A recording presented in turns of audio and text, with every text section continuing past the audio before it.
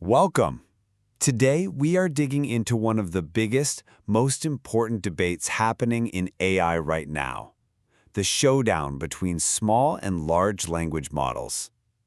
And believe me, this is a classic David versus Goliath story, but for the AI that's shaping our world. And hey, if you're even thinking about building something with AI, doesn't matter if it's a simple chatbot or a massive research tool, this isn't just some academic debate. It's a really critical choice you're going to have to make. It's a choice that defines your project's cost, its speed, and its power. So, where did this choice even come from? To really get it, we need to go back in time a little.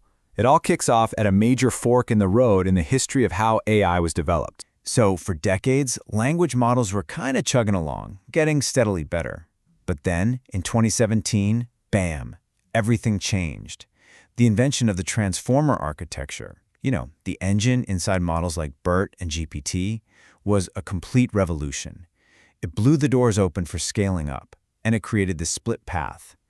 One path led toward building these giant, all-knowing models, and the other, well, it went toward creating lean, mean, hyper-effective specialists. And the split path, it gave us our two main contenders. So it's time to meet the titans of our story. In one corner, you've got the Goliaths, the large language models, or LLMs. We're talking about giants like GPT-4 with an estimated 1.76 trillion parameters. And you can just think of parameters as these tiny little knobs that the AI tunes to learn. These monsters are trained on a huge slice of the internet to basically understand, well, almost everything. And in the other corner, you have David, the small language models, or SLMs.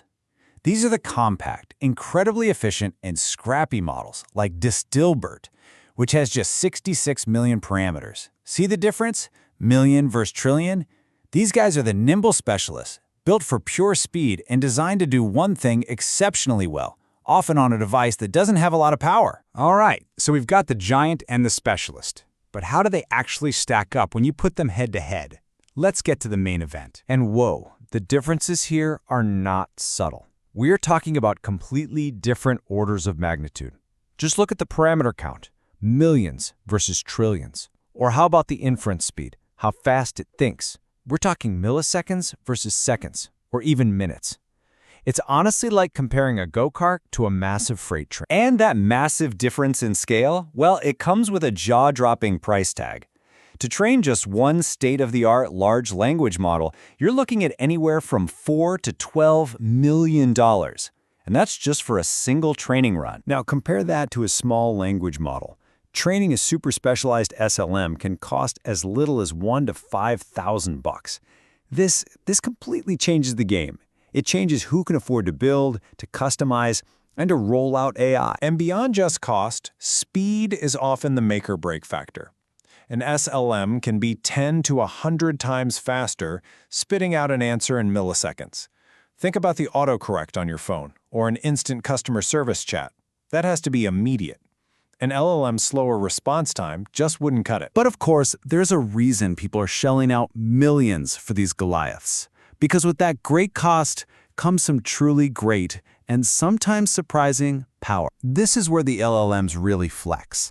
Their huge scale unlocks what researchers call emergent abilities. These are skills like complex reasoning or problem solving that they weren't explicitly trained to do. They just sort of appear at that massive scale. And it gives these models a creative spark and a flexibility that you just can't find anywhere else. So okay, with these different strengths and weaknesses, where does the rubber meet the road? Let's look at the actual, real-world battlegrounds where each of these model types comes out on top. Small models are the absolute champions of what we call the edge. Because they're small and fast, they can run directly on your phone, in your car, or on some smart home device. No internet connection needed. They crush tasks like instantly handling common customer service questions or zipping through thousands of invoices to pull out the key data. Large models, on the other hand, they absolutely dominate in arenas that need deep understanding and creativity. They're the go-to when you want to write an entire blog post, generate complex code, or sift through mountains of scientific papers and give you a summary.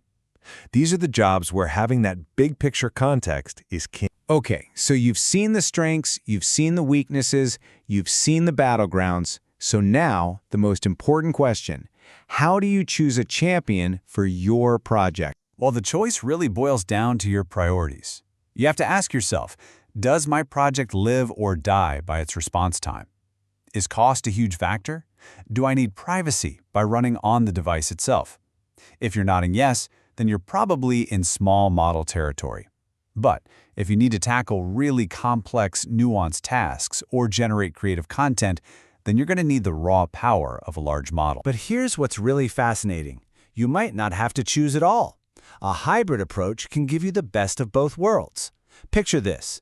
A fast, cheap, small model acts like a systems receptionist.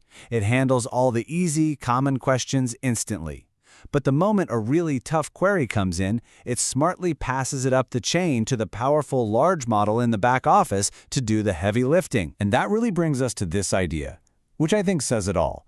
The goal is to pick the right tool for the job. It's not about which AI is better, but which one is better for your specific fight. And that just leaves us with a final thought. You know, we started this whole thing with David versus Goliath, this epic battle between two titans. But maybe, just maybe, the real question isn't which one of them is best. Maybe the real question is which one is best for you. Thanks for tuning in.